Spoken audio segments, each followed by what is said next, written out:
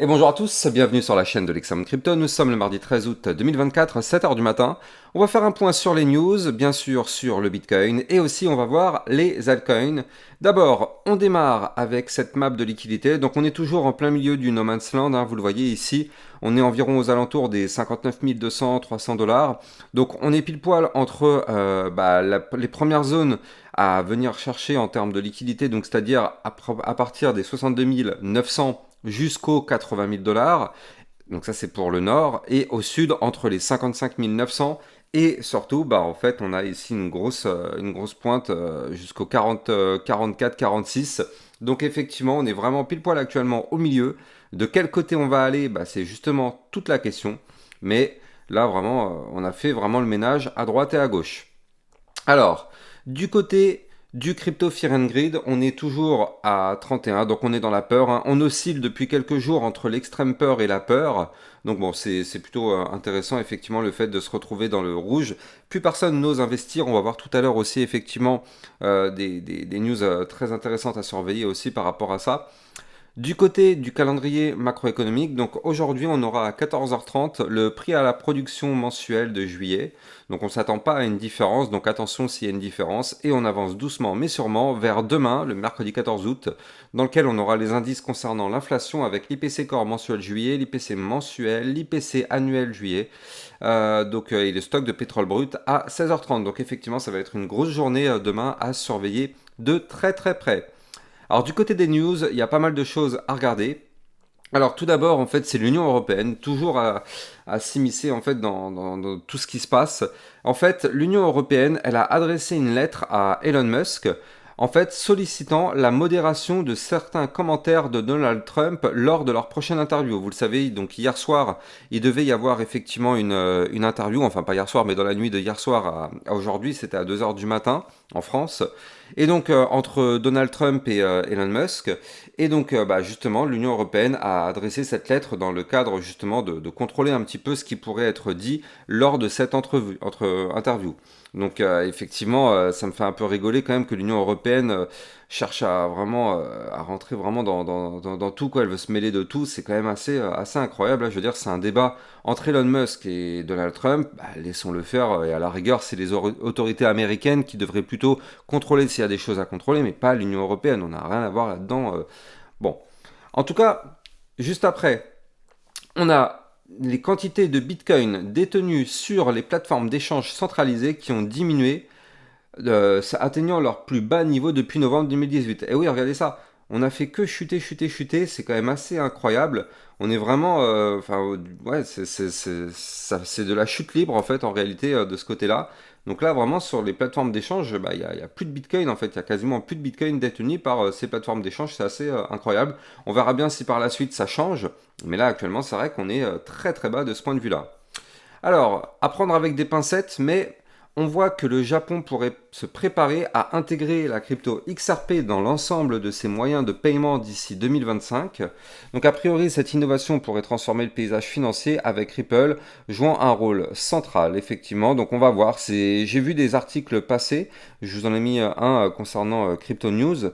Donc bon, à prendre avec des pincettes, on ne sait pas encore si ça va être acté ou pas, mais bon, c'est toujours effectivement intéressant de voir ce que ça donne. Donc allez voir, hein, ça se passe du côté du Twitter de Crypto Détente, vous avez le lien, vous avez tout ce qu'il faut, moi je l'ai repartagé sur mon Twitter.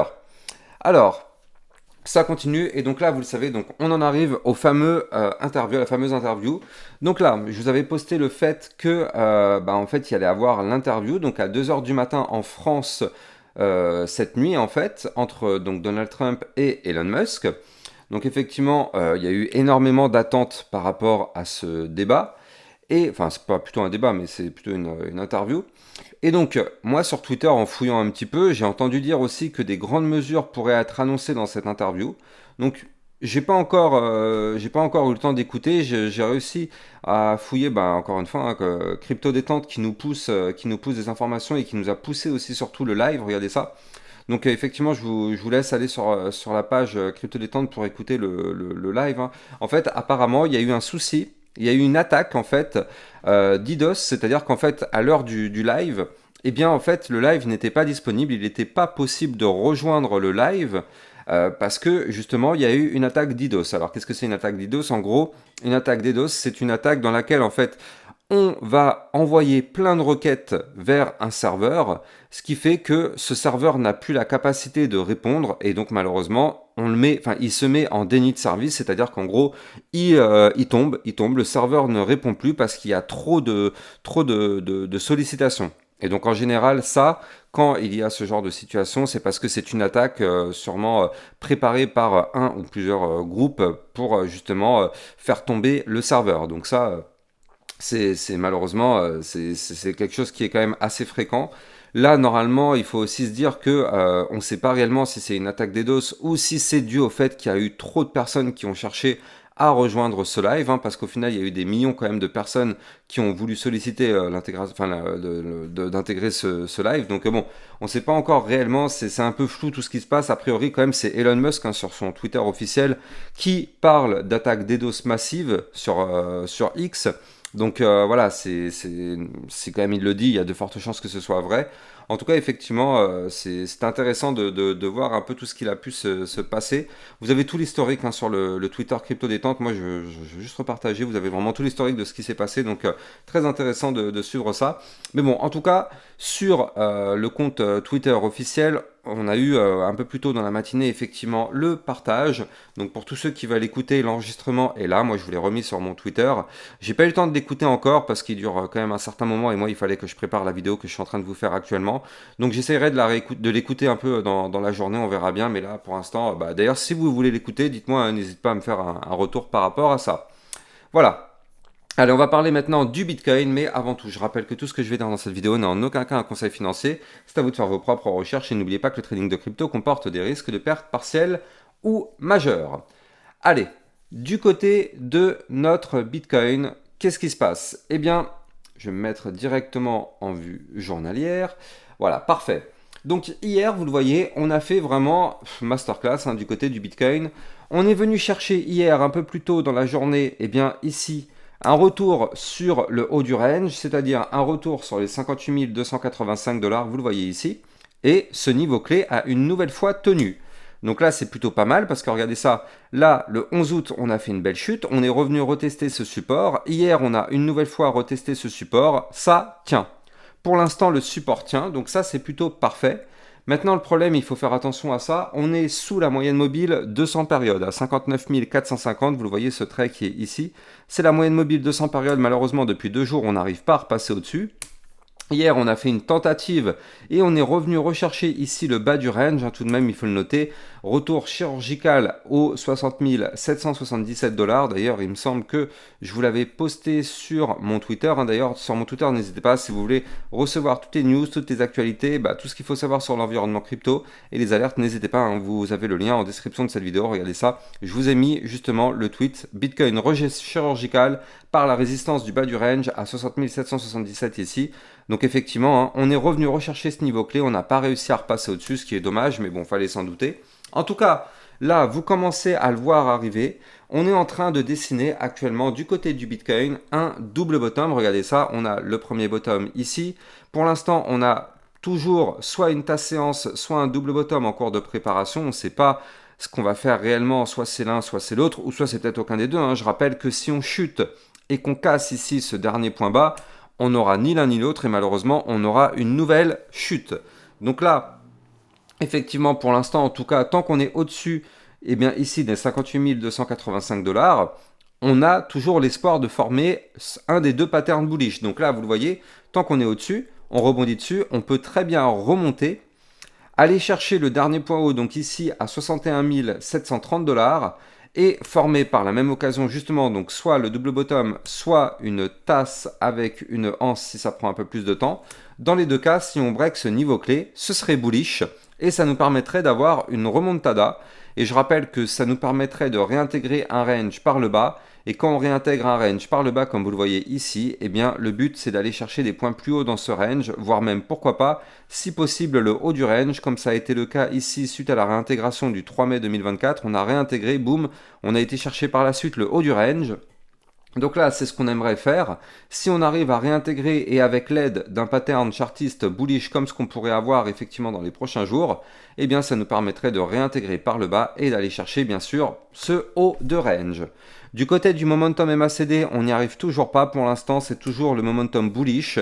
Maintenant, on le sait, hein, là c'est plus qu'une question de temps. Dans les prochains jours, effectivement, il est possible de faire le cross bull, c'est-à-dire que le trait bleu passe au-dessus du trait orange. Pour l'instant, on n'y est pas encore, mais là, au rythme où ça va, il n'y a pas de raison, c'est pas possible, à part si on a une nouvelle attaque baissière. Mais si on n'a pas d'attaque baissière, alors là, c'est quasiment inévitable. Dans les prochains jours, on devrait avoir un cross bull pour que les bulls puissent reprendre la main sur le marché crypto et pourquoi pas entraîner le cours vers le nord. Donc là, si on se met cette fois-ci en vue 4 heures, eh bien qu'est-ce qu'on voit? On voit que malheureusement hier nous avons breaké donc le range qu'on avait fait pendant tout le week-end. Vous le voyez ici, on avait breaké par le bas. Donc ça c'était le 11 août. On est revenu retester ce range et malheureusement hier on l'a de nouveau reperdu. Et regardez, là on est en train de former ici pareil en vue 4 heures un double bottom. Donc là il faudrait impérativement breaker ici les 60 227 $ en vue 4 heures pour nous permettre d'avoir pourquoi pas une potentielle remontada. Ça nous permettrait de revenir chercher, donc comme je vous le disais, les 60 777. Et surtout, ça nous permettrait en vue 4 heures d'aller chercher ici les 61 728 $. Et si on break en vue 4 heures ici ce petit range par le haut, alors vous l'avez compris, on pourrait avoir une poursuite de hausse pour aller chercher des points encore plus hauts. Donc à surveiller effectivement ce petit double bottom qui est là. Il est très intéressant et il va être à surveiller. Si jamais malheureusement on perd le support des 58 106, donc vous le voyez ici, hein, le support qui est là, qui nous retient depuis maintenant plusieurs jours, hein, donc depuis ici le 12 août, en fait depuis hier, si on perd ce support, vous l'avez compris, malheureusement attention, on risque d'avoir un retracement. Donc soyons extrêmement prudents. Si on a un retracement, malheureusement, ce sera pour venir chercher cette boîte qui est ici à 57 006, voire même ici à 55 344 $. Donc là, pour l'instant, on ne sait pas encore de quel côté on va breaker tout ça. Là, ce qu'on voit en vue 4 heures, et c'est intéressant, c'est qu'en fait, là, pour l'instant, on a des points bas qui sont de plus en plus hauts. Ici, vous le voyez, hein, on a un point bas là et un autre qui est ici. Les points bas sont de plus en plus hauts, donc ça, c'est plutôt bon signe. Peut-être qu'on pourrait avoir effectivement une cassure par le haut et une validation du double bottom pour avoir une remontada. On verra ça de toute façon dans les prochaines heures, prochains jours. Je rappelle que de la vue 4 heures, ça peut prendre jusqu'à 72 heures pour se valider. Donc là, on va patienter sur le Bitcoin et on va voir effectivement si on arrive à valider tout ça. Et on va bien évidemment regarder les altcoins. Tant que notre Bitcoin pour l'instant est dans cette situation où il ne crache plus trop, eh bien ça pourrait permettre pourquoi pas aux altcoins de s'exprimer. Et d'ailleurs, on a eu déjà des premières tentatives. Hein. Hier, je ne sais pas si vous avez vu, il y a eu des belles poussées haussières, notamment du côté de l'Ethereum. Donc si on prend l'Ethereum, hier, on a fait, regardez ça, une jolie petite bougie haussière. Et ça, c'est intéressant parce que cette bougie que vous voyez là permet de valider par la même occasion eh bien, un double bottom. Regardez, on a un premier bottom, deuxième bottom. Ça, on l'avait largement anticipé sur ma chaîne YouTube dans mes précédentes vidéos. Je ne sais pas si vous vous souvenez.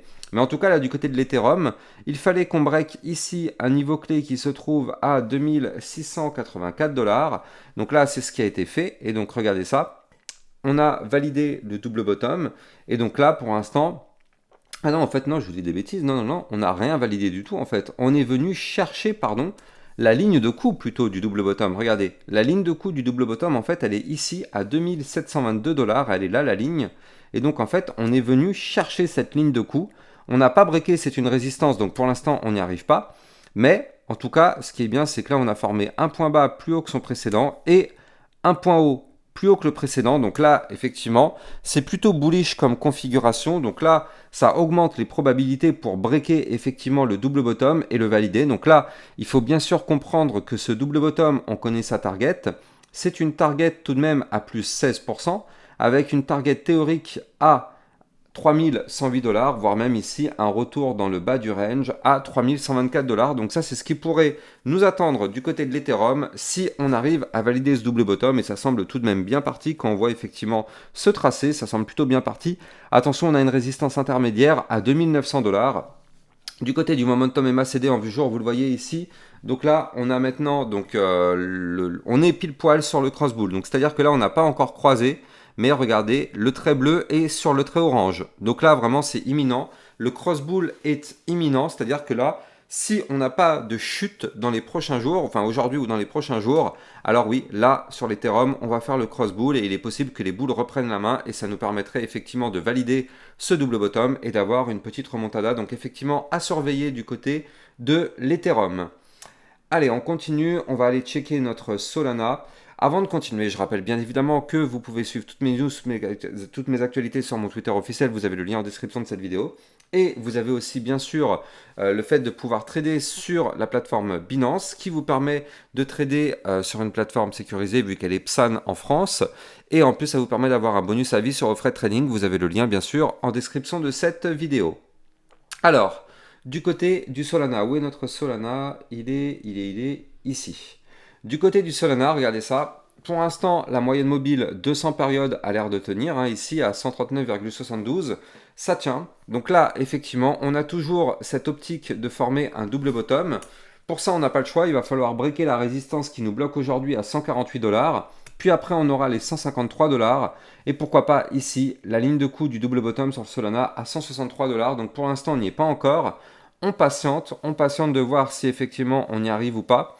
Mais bon, en tout cas, là, si on arrive à breaker ce double bottom, ça pourrait nous propulser le Solana vers des points beaucoup plus hauts. Donc effectivement, ça va être une crypto pépite dans les prochains jours peut-être, mais en tout cas pour le moment, c'est pas le cas. Donc là, du côté du Solana, malheureusement, il faut tout simplement patienter et voir si on arrive à valider tout ça. Donc là, oui, il n'y a pas le choix, il faut attendre. Mais bon, en tout cas, la configuration semble plutôt bien partie.